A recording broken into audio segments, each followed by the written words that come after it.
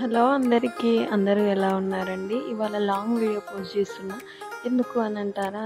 ఇంత పెద్ద వీడియోని నేను షార్ట్‌లో చెప్పాలంటే కొంచెం ఇబ్బందిగా ఉంది. అందుకే లాంగ్ వీడియో లాగైతే చేస్తున్నానండి.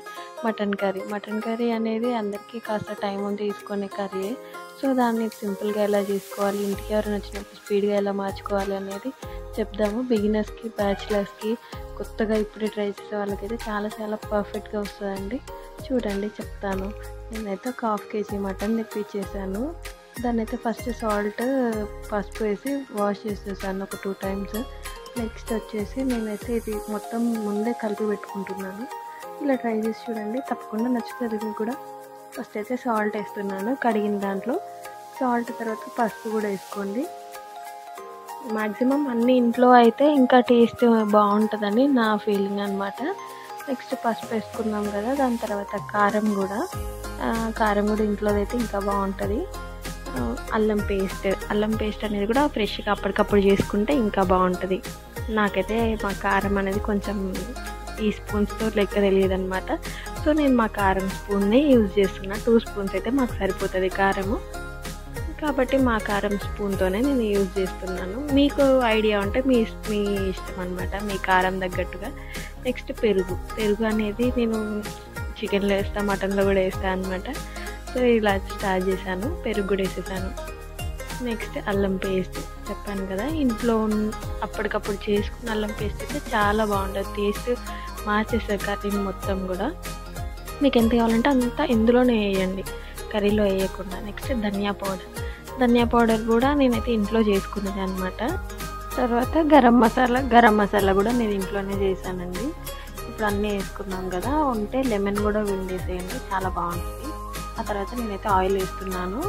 కొంచెం ఒక 2 స్పూన్స్ అయితే ఆయిల్ వేసుకున్నాను. ఇప్పుడు మొత్తం అయితే కలిపేస్తున్నాను.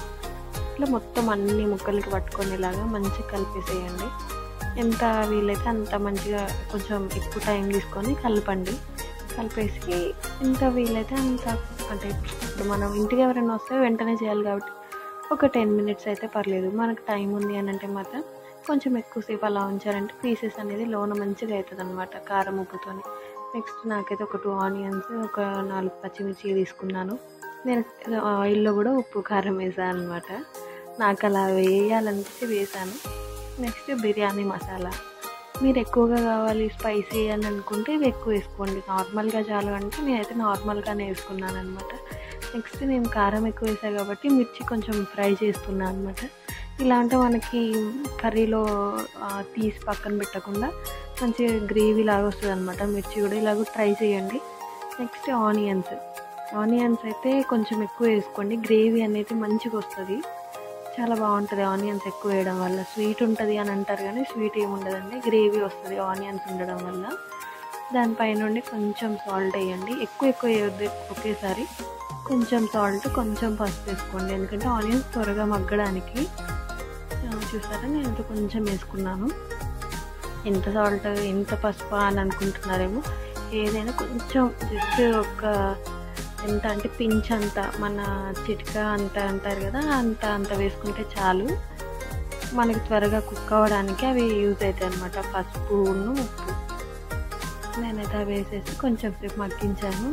ఇంత ఫ్రై అయిన తర్వాత వేస్తాము అని అనుకుంటారు కొంతమంది, ఇలా వేసుకున్నా పర్లేదు, కానీ నాకైతే ఆనియన్స్ అనేవి తగిలితే నచ్చదు అనమాట. నేను ఇంకా ఎక్కువ డీప్గా ఫ్రై చేసుకున్నాను, అదంతా తీసేసానులేండి. నెక్స్ట్ మనం మ్యారినేట్ చేసుకున్న కర్రీని ఇందులోకి వేసుకోవాలి. అల్లం చెప్పాను కదా, అల్లం ఇందులోనే వేసుకోండి. ఇందులో వేస్తే కర్రీలో మాడిపోద్ది అనమాట మనం విజిల్ పెట్టినప్పుడు. ఇప్పుడు కర్రీ మార్చుకున్న బౌల్ ఉంది కదా, ఆ బౌల్ని అలానే పక్కన పెట్టేసేయండి. ఏం వాటర్ ఇప్పుడు ఏ అవసరం లేదు. మొత్తం ఆయిల్ మొత్తం కిందికి పైకి మొత్తం కర్రీకి పట్టేలాగా మంచిగా కలుపుకోవాలి.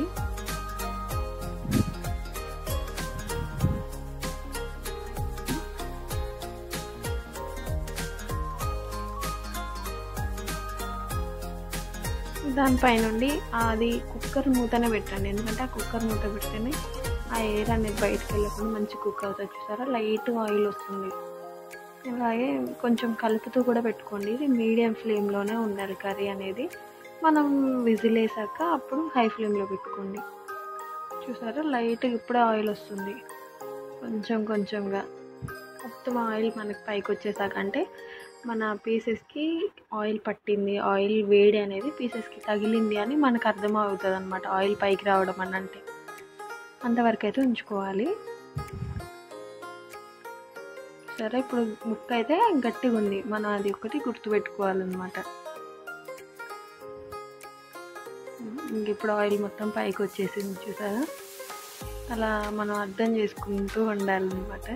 నేను ఇప్పుడే స్టార్ట్ చేశాను కదా, కానీ ఇప్పుడే స్టార్ట్ చేసిన కొత్త వంట అని అయితే అస్సలు అనుకోకండి. చాలా అంటే చాలా బాగుంటుంది మీరు ట్రై చేస్తే.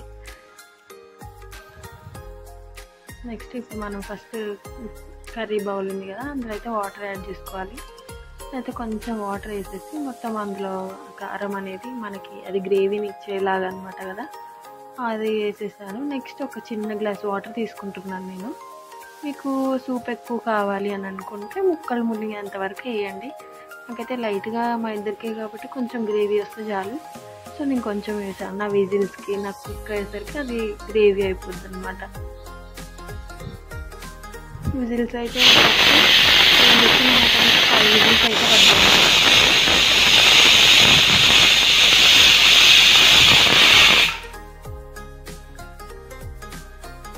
5 విజిల్స్ తర్వాత ఇది నాకు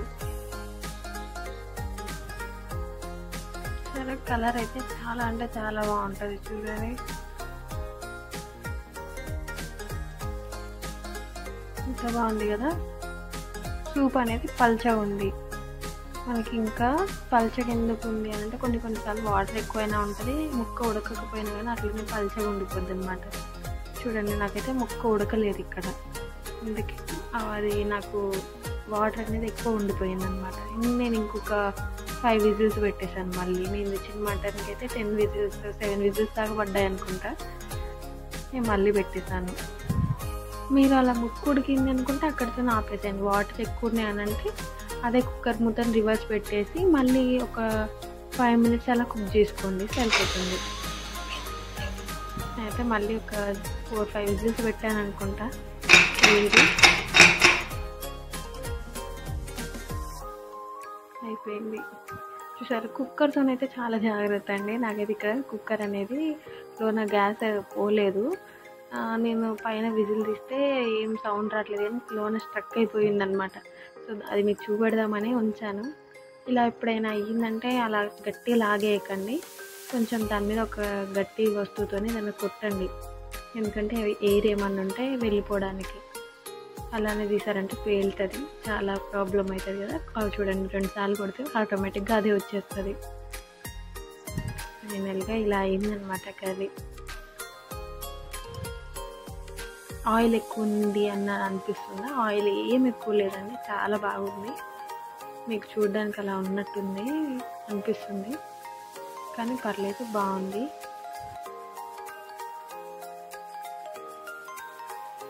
చూసారా పీస్ అనేది ఉడికిపోయింది. మీరు పీస్ అలా తీసుకున్నప్పుడు మీకు అర్థమవుతుంది అనమాట అది ఉడికిందా లేదా అనేది. సరే నాకైతే ఉడికిపోయింది, అంటే జారిపోతుంది అనమాట. అయిపోయింది కదా.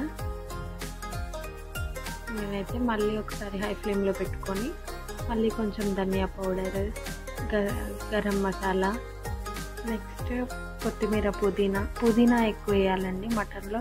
మటన్లో ఎంత పుదీనా వేస్తే అంత టేస్ట్ ఉంటుంది.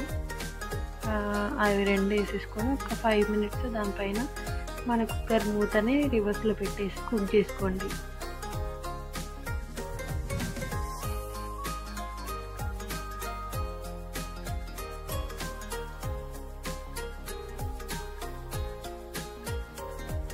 సాల్ట్ ఏమైనా కావాలన్నా ఇప్పుడే యాడ్ చేసేసుకోండి. నెక్స్ట్ ఒక మెయిన్ థింగ్ అది యాడ్ చేసుకున్న తర్వాత అయిపోయినట్టే మన కర్రీ. నచ్చిందంటే తప్పకుండా సబ్స్క్రైబ్ చేసుకొని లైక్ చేయండి. ఇంతవరకు చూస్తారంటే సబ్స్క్రైబ్ చేస్తారనుకుంటున్నాను. నచ్చితే తప్పకుండా సబ్స్క్రైబ్ చేసుకోండి. అలాగే మీకు మటన్ చేయడం రాని ఫ్రెండ్స్ ఎవరున్నా కానీ వాళ్ళందరికీ షేర్ చేసేయండి. చూడండి ఎంత బాగా వచ్చేసిందో మటన్ గ్రేవీ అనేది మనకి. ఇందాక ఎలా ఉంది నీళ్ళుగా, ఇప్పుడు చూడండి ఎంత బాగుందో. ఇంకా సర్వ్ చేసుకోవడమే. మా ఆయన అయితే ఆకలితో వచ్చేసారనమాట, ఇంకా స్టార్ట్ చేస్తున్నా పెట్టడం. వేడి వేడి అన్నం, ఎవరికైనా ఐడియా ఉందా అండి? ఇది వేడి వేడి అన్నం, వేడి వేడి అన్నం, మటన్ కర్రీ అన్నమాట. పెరుగు అవన్నీ అంటే మేమైతే ఎప్పటికప్పుడే తెచ్చుకొని వేసుకుంటాం, అన్నీ ఒకేసారి పెట్టకుండా. ఎవరికి కావాలంటే వాళ్ళు వేసుకుంటాం మేము పెరుగు. ఆహా, ఎంత బాగుంది మటన్ కర్రీ. అంటూ తిన్నారు మా ఆయన.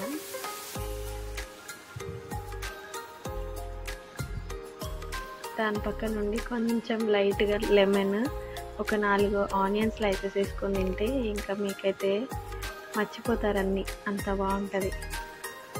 ఇంకా చూడండి మా ఆయన తినేస్తున్నారు. నచ్చితే సబ్స్క్రైబ్ చేసుకోండి. బాయ్.